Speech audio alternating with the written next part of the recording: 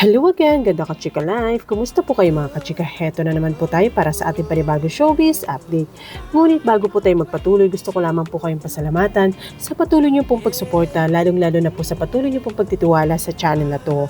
Maraming salamat po mga ka-chika. For today's video, pag-usapan nga po natin itong pamimigay nga po ng iPhone.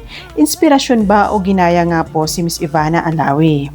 Kachika, sino ba naman ang hindi matutuwa kung bigla kang lalapitan ng isang tao at sasabihin, bibigyan kita ng iPhone? Nakakagulat, di po ba? Pero mas nakakagulat ang dahilan kung bakit nagdesisyon ang isang content creator na mamigay nga po ng cellphone sa mga taong nangangailangan nito. Sa isang bagong vlog nga po ni Sir Gervin, ipinakita nga po niya isang kakaibang sorpresa. Hindi lang po para sa kanyang mga followers, kundi pati na rin po sa ilang taong personal niyang nakasalamuha. At ang tanong nga po ng marami, may sariling paraan ba talaga siya sa pagtulong o pagkakawig ito sa mga content ni Miss Ivana Alawi? Ginaya nga ba niya si Miss Ivana o pareho lang po talaga silang gumamit ng isang konsepto na matagal na pong ginagawa ng maraming content creators? Ang pagtulong nga po at pagbibigay nga po ng sorpresa sa mga ordinaryong tao. Alamin nga po natin ang buong kwento. Sa simula nga po ng vlog ni Mr. Gervin, agad nga po ipinakita ang isang malaking sorpresa. Hindi ordinaryong bagay ang ipamimigay niya. Mga iPhone ang kanyang inihanda. At hindi lang po yan isa, umabot nga po sa 10 iPhone 11 ang plano niya ipamigay sa kanyang mga viewers. Pero bago niya po ito naisip, may isang pangyayari muna na naging dahilan para mabuo ang kanyang desisyon. Ayon nga po sa kanyang kwento, mayroon nga po siyang isang scholar na kanyang tinutulungan sa pag-aaral. Isang araw, nagtanong daw ito sa kanya kung saan siya bumibili ng cellphone. Nung una, inakala niya baka gusto lamang nito magtanong kung saan makakabili ng mas murang cellphone. Pero nung malaman nga po niya ang totoong dahilan, doon nga po siya napaisip. Ibinahagi nga po ng scholar na nag-ipon nga po siya para makabili nga po ng cellphone. Ang mas nakakabilib nga po, ang perang ginagamit sana niya para sa kanyang tuition at iba pang pangangailangan ay pinag-iipunan niya para makabili nga po ng cellphone na gagamitin nga po nito sa pag-aaral. At dahil nga po na-inspire siya sa kwento nga po ng scholar, nagdesisyon nga po si Mr. Sir Gervin na siya na mismo ang pumili ng cellphone para rito. Pero hindi doon nagtapos ang kanyang naisip. Dahil sa pangyayaring iyon, sinabi nga po niya sa sarili niya, bakit hindi ako bumili ng ilan para ipamigay naman sa mga taong nanonood sa atin? At doon na nga po nagsimula ang kanyang malaking pamimigay. Ang mga cellphone nga po na kanyang inihanda ay iPhone 11 at nilinaw nga rin po niya na ang mga ito ay free love units. Hindi naman kailangan gumawa ng komplikadong challenge para nga po makasali. Ang pangunahing kailangan nga po ay sundin ang kanyang mga sinasabi tungkol nga po sa pag-follow sa kanyang social media accounts at sa legal shop. Kailangan din kumuha ng screenshot bilang patunay nga po at i-comment ito sa kanyang vlog. Simple lamang po ang mechanics at sinabi nga rin po niya ang pamimigay nga po ay nakatakda sa September 15, 2026. Ngunit may isang bagay nga pong gustong linawin si Mr. Sir Gervin. Ayon nga po sa kanya, hindi sponsor ang mga cellphone. Sad nga po ni Sir Gervin, galing mismo sa sarili niyang bulsa ang mga ito. Gayunpaman, nabanggit nga po niya na malaki nga po ang discount na binigay sa kanya ng legal shop kaya mas naging posible ang pagbili ng maraming units. Samantala, dito na nga po pumapasok isang tanong na posible nga pong pumasok sa isip ng maraming viewers. Hindi ba parang nakita na natin ang ganitong klaseng content kay Miss Ivana Alawi? Kung matagal ka na nga po nanonood ng mga Filipino YouTube creators, alam mo hindi na bago ang konsepto ng surprising giving. May mga content creators nga po na nagbibigay ng pera, pagkain, gadget o iba pang pangangailangan nga po sa mga ordinaryong tao. Isa sa mga kilalang personalidad nga po na madalas may ugnay sa ganitong klase nga po ng content ay si Miss Ivana Alawi. Kaya na magkaroon nga po ng vlog na may surprise giving nga po at pagtulong sa mga taong hindi inaasahan ang matatanggap nila, natural lang po na may ilang viewers nga po na magtanong. Ginaya nga ba ni Sir Gervin si Miss Ivana Alawi? Pero kailangan natin maging maingat sa ganitong conclusion. Dahil ang pagkakaroon nga po ng magkaparehong konsepto ay hindi agad nangangahulugan ng panggagaya na. Ang pagtulong sa ibang tao ay hindi pagmamayari nga po ng isang creator. At matagal na nga pong ginagamit ng iba't ibang content creators ang konsepto ng giving back bilang bahagi nga po ng kanilang content. Ang mas mahalagang tanong nga po, pareho ba talaga ang execution? At higit nga po sa lahat, totoo ba ang intensyon niyang tumulong? At dito nga po naging mas interesting ang vlog nga po ni Sir Gervin dahil hindi lamang po online giveaway ang ginawa nga po nito. Sinabi niyang gusto muna nilang humanap ng taong personal nilang mabibigyan.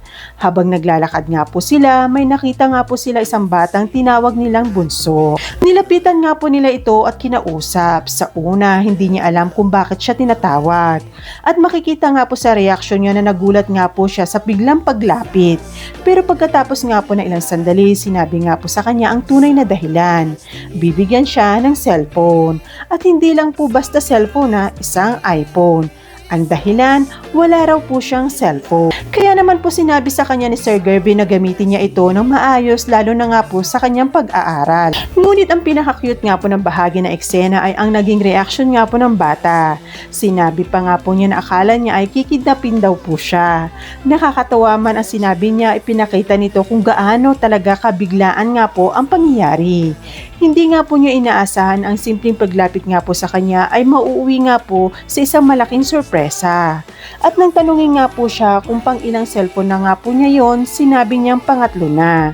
Pero ang cellphone niya raw noon ay matagal na at nasira na po ito.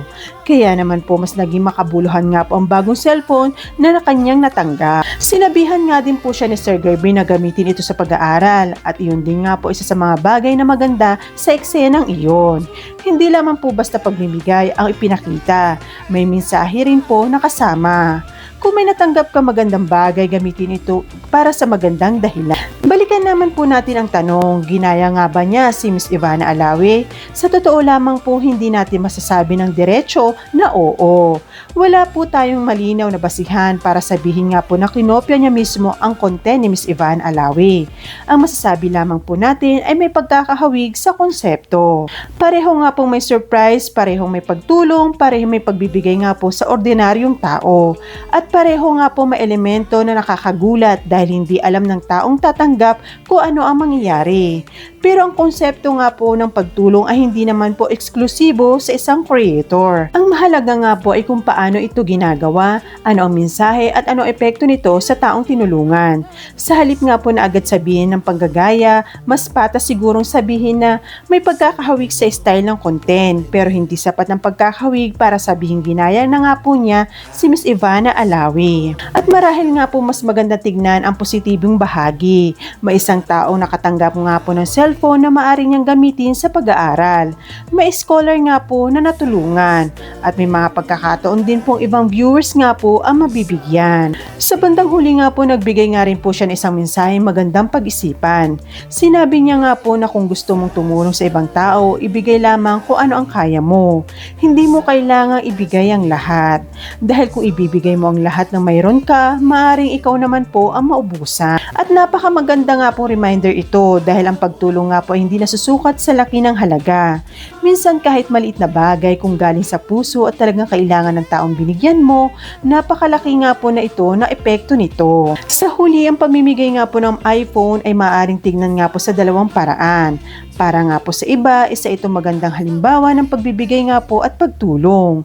Para naman po sa iba, mapapansin nila ang pagkakahawig nito sa mga content na ginagawa rin po ng ibang sikat na creators tulad nga po ni Miss Ivana Alawi. Pero bago po tayo humusga kung may ginaya ba o wala, mas magandang tanungin muna natin, ano ba talaga ang naging epekto ng ginawa niya? Kung may isang estudyante na tulungan, kung may isang taong nabigyan ng bagay na kailangan nito, at kung may ibang taong na-inspire para tumulong nga din po. Baka iyon nga po ang pinakamahalaga bahagi nga po ng kwento ni Sir Gervin. Dahil nga po sa panahon ngayon, napakaraming content nga po ang ginagawa para sa views. Pero kapag ang content nga po ay nakapagbigay nga po ng inspirasyon sa ibang tao para gumawa rin ng kabutihan, nagiging makabuluhan nga po ang isang simpleng vlog. Kaya naman po ikaw, kachika, sa tingin mo ba, ginaya nga po ni Sir Gervin si Miss Ivana Alawi? O pareho lang po sila may konsepto ng pagtulong sa kapwa? Kaya naman po i-comment mo ang iyong opinion at kung nagustuhan mo ang kwentong ito, huwag kalimutan nga po mag-like, subscribe at i-share nga po ang video. Dahil dito sa channel na ito, hindi lang tayo naghahanap ng kwento, hinahanap natin ang kwento sa likod ng kwento. Kaya naman po hanggang sa susunod mga kachika. Thank you for watching. Kung nagustuhan niyo po ang video ito, subscribe na sa Starlight Showbiz YouTube channel And please don't forget to hit the bell button for our latest updates.